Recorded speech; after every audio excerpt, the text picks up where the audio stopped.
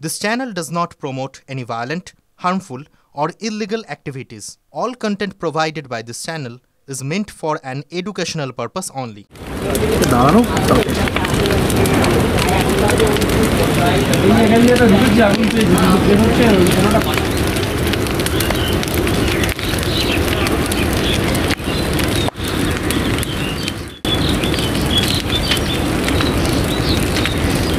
দমকলে 7টি ইঞ্জিন কাজ করছে এমনটা খাদ্যমন্ত্রী জানিয়েছেন। তোমাকে দেখাবো যে আগুনের কি অবস্থা। এই যে ডাম্পিং গ্রাউন্ড, এটা পাহাড়ের মতো চারিদিক দিয়ে বজ্র পদার্থ কাজ করছে। এক একটা পয়েন্টের এক একটা দমকলের ইঞ্জিন কাজ করছে, প্রায় 7টা ইঞ্জিন কাজ করছে এমনটা খাদ্যমন্ত্রী জানিয়েছেন। তিনি এসেছিলেন এবং আমি সুকান্তকে বলবো এই বাড়িটা দেখানোর জন্য। এই যে ডাম্পিং গ্রাউন্ডের গা ঘেঁষা যে বাড়িটা, এই বাড়িতে এই হিট এসে পড়ে, তুমি বুঝতেই পারছো একদম আগুন এবং ডাম্পিং গ্রাউন্ডের গা ঘেঁষা এই বাড়ি। তাতে এই বাড়ির ভেতরে সেই সময় বাচ্চা নিয়ে যে মহিলা ছিলেন নাসিমা বিবি, তিনি আতঙ্কগ্রস্ত হয়ে পড়েন। তার ভেতরের সমস্ত জিনিসপত্র বার করতে হয়। তার ফলেই কিন্তু স্থানীয় মানুষের মধ্যে ক্ষোভ। তারা দীর্ঘদিন ধরে বলে আসছেন এই ডাম্পিং গ্রাউন্ড এখান থেকে সরাতে হবে, আর সেই কারণেই রতিন ঘোষকে তারা ক্ষোভ দেখিয়েছেন। যদিও সেই বিক্ষোভ যুক্তিসঙ্গত বলে রতিন ঘোষ দাবি করেছেন এবং এই বিষয় নিয়ে তারা আগামীকাল আলোচনা করবেন পৌরসভাতে এর বিকল্প কী ভাবনা চিন্তা করা যায়। কিন্তু প্রাথমিকভাবে তাদের যে দাবি বা চাহিদা সেটা হচ্ছে এই আগুন নিয়ন্ত্রণে আনা। দমকলে 7টা ইঞ্জিন যে কাজ করছে তা নিয়ন্ত্রণে আনতে পারবে কিনা সেটা নিয়ে সন্দেহান আছে, কারণ এটা শুধু আমরা একটা পাশ দেখাচ্ছি, এইরকমভাবে 4 ধার জুড়ে রয়েছে। ফলত বহু জায়গায় এইভাবে আগুন ছড়িয়ে রয়েছে এবং যে কোনো মুহূর্তে এই ডাম্পিং গ্রাউন্ডের গা লাগোয়া যে সমস্ত কারখানা আছে, উল্টো দিকে কারখানা আছে, সেই সমস্ত দিকে ছড়িয়ে পড়তে পারে। সব মিলিয়ে একটা ভয়ঙ্কর চিত্র রয়েছে এইখানটায়। সেই কারণে এই ঘটনাস্থলের জটিলতা রয়েছে বলেই কাকা দিকে আগ লাগিয়া ওই পূব দিকে আগুন লেগে গেছে বলে এই বলে তখন বেরিয়ে দিকে সত্যি ওঠে ওই সাইডে ধোঁয়া উঠছে প্রচুর। তারপরে ওখানে একটা বাড়িতে লেগেছে, এক ভদ্রলোক এলো, বয়স্ক লোক, এসে বলে আমার বাড়িতে আগুন। তখন গাড়ি বোধহয় ওই দিকে গিয়ে সে বাড়ি আগুন নেভাচ্ছে। চলে আসছে তো বলছি তো, ফোন করছে কাউন্সিলরের পৌরসভার কাজ ফোন করছে, এখনো পর্যন্ত ফোন তুলছে না। আমার ছবি তুলছেন কি জন্য? আতঙ্ক তো আছি, মানে আগুন আসছে, আমরা তো ভয়ে, মানে আমি তো কাঁপছি পুরো, আমার প্রচুর ভয় এসো, আমি জীবনে দেখিনি তো। এত আগুন ছড়িয়ে গেল কি করে? অনেকক্ষণ থেকে 3টে থেকে লেগেছে, 2টো 2:30টা থেকে। দমকল একটা এসেছিল, কোথায় বেরিয়ে গেল বলে আসছে। তার নিজস্ব বিধানসভা কেন্দ্র, সেই কারণে রতিন ঘোষ এখানে এসেছিলেন এবং এসে সাধারণ মানুষের পাশে থাকার জন্য তিনি আসেন। কিন্তু বিক্ষোভের মুখে পড়ে স্থানীয় মানুষজন। তারা বিক্ষোভ দেখান এই কারণে যে এই ডাম্পিং গ্রাউন্ড দীর্ঘদিন ধরে তারা বলে আসছেন সরানোর জন্য, সেটা সরানো হয়নি। তার ফলেই এই বিক্ষোভ। যদিও রতিন ঘোষ সেটা বলেছেন যে এই বিক্ষোভ তাদের যুক্তিসঙ্গত, তারা আলোচনা করবেন এবং দফায় দফায় লক্ষ্য করা যায়। আমি সুকান্তকে বলবো যে এর ভয়াবহতা কী ছিল। এই যে নাসিমা বিবির বাড়ির কথা বলছিলাম, তার বাড়ির যে জিনিসপত্র দেখো, এইখানে আমরা যদিও আরও উঁচুতে চলে এসেছি, সেখান থেকে দেখানোর চেষ্টা করছি তোমাকে।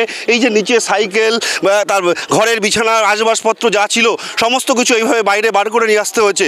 ফলে এইভাবে একটা পরিবার সম্পূর্ণভাবে রাস্তায় চলে এসেছে। এখন তারা ঘরের মধ্যে কোনো রকম থাকার অবস্থায় নেই, কারণ এই যে পাঁচিল ডাম্পিং গ্রাউন্ডের গা দিয়ে, এখনও বাড়ির গা দিয়ে আগুন জ্বলছে। সেই জায়গা থেকেই কিন্তু স্থানীয় মানুষের বিক্ষোভটা রয়েছে এবং সেই কারণে তাদেরকে নিয়ন্ত্রণে আনা, তাদেরকে কন্ট্রোলে আনা, এটাও একটা কাজ।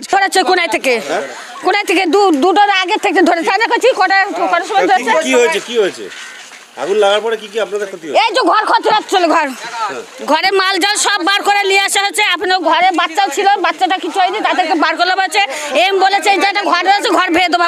এম আবার যার বাড়ি তারও মেরেছে, তার স্বামীরও মেরেছে। এম ওই তো তেঁতুলতলা বাড়ি, কাউন্সিলর। আপনার নাম কি?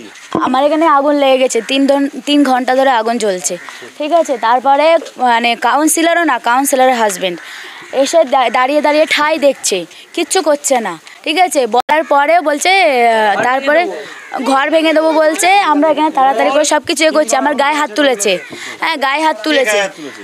কাউন্সিলরের হাজব্যান্ড গায়ে হাত তুলেছে। ঘর ভেঙে দেবো, এখান থেকে ঘর তুলে দেবো, পরে দেখে নেবো, সব কিছু বলেছে। বলে আবার মারধরও করেছে। আমার এই সব কিছু ক্ষতি হয়েছে। দেখেন, আসেন ঘরের ভেতরে, ঘরে সব কিছু, ঘরের জিনিস আসেন, পুরো ঘর খালি কি একদম পুরো সব কিছু ক্ষতি হয়ে গেছে। এখন এই যে এই থাকলে মিথেন গ্যাস ফর্ম করে, মিথেন গ্যাস ফর্ম করলে আগুন লাগে। সেই আগুনটা লেগেছে, সেইটা স্ক্যাটার্ড ওয়েতে হয়েছে। স্ক্যাটার্ড ওয়েতে হওয়ার ফলে এই কাছাকাছি যে সমস্ত নিয়ারেস্ট বাড়ি আছে তার উপরে খানিকটা হিট এলিভেট করেছে। এখন সেইটার জন্যে ওনাদের এটা বক্তব্য যে এখানে ডাম্প না করাটাই ভালো, অন্য জায়গায় করার ব্যবস্থা করা। এখন হচ্ছে এই ব্যবস্থাটা উঠে যাবে, এটা আমরা সমস্ত পুরসভাগুলোতে প্রসেসিং ইউনিট হচ্ছে, সেই প্রসেসিং ইউনিটেই ব্যাপারগুলো প্রসেস হবে। আপনারা দেখবেন কাটাখালে আমাদের ওই কেটেল সেটেলমেন্টে আমরা একটা করেছি, কিন্তু মানুষের তো অভিযোগ যখনই একটা ঘটনা ঘটে জল পাচ্ছি না এক্ষুনি জল নিই করে দেন, সেরম ব্যাপার আর কি। ওনাদের রাগটা যথেষ্ট যুক্তিসঙ্গত। আমার মনে হয় যে এটা আমরা আগামীকাল পুরসভায় বসে যা প্রয়োজনীয় ব্যবস্থা সেটা আমরা করি।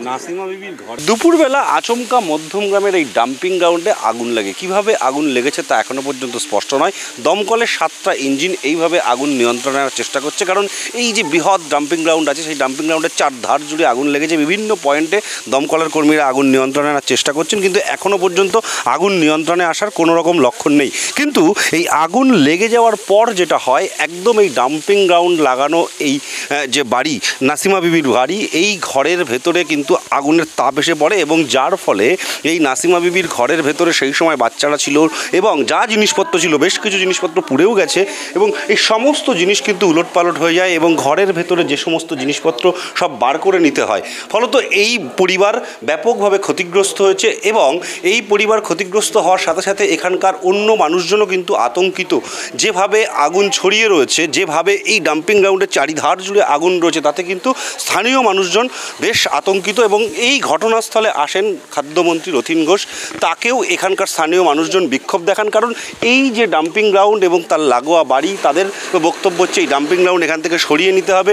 খাদ্যমন্ত্রী রথীন ঘোষ তাদের সঙ্গে কথা বলেন এবং তিনি বলেন যে সামগ্রিকভাবে বিক্ষোভ নয়, দুটো পরিবার তারা বিক্ষোভ দেখিয়েছে, কিন্তু তাদের বিক্ষোভ যুক্তিসঙ্গত এমনটা মনে করেন রথীন ঘোষ। তিনি বলেন যে এই গোটা বিষয়টা খতিয়ে দেখা হবে, তারা আগামীকাল পৌরসভাতে বসে আলোচনা করবেন। কিন্তু এখন প্রাথমিকভাবে যে কাজ সেটা হচ্ছে এই আগুন যে অবস্থায় রয়েছে তা নিয়ন্ত্রণে আনা এবং তার জন্য দমকলের কর্মীরা চেষ্টা করে যাচ্ছেন যত দ্রুত আগুন নিয়ন্ত্রণে আনতে পারা যায় সেই চেষ্টা তারা করছেন। আগামীকাল মধ্যমগ্রাম পৌরসভায় আলোচনা করবেন তারা কিভাবে এই ডাম্পিং গ্রাউন্ড এখান থেকে সরানো হবে না অন্যত্র নিয়ে যাওয়া হবে, তার এই পরিবারের কি বিকল্প ব্যবস্থা করা হবে, এই সমস্ত বিষয় নিয়ে আলোচনা হবে। TV9 বাংলার জন্য সুকান্ত মণ্ডলের সঙ্গে দীপঙ্কর দাসের রিপোর্ট, উত্তর 24 পরগনা।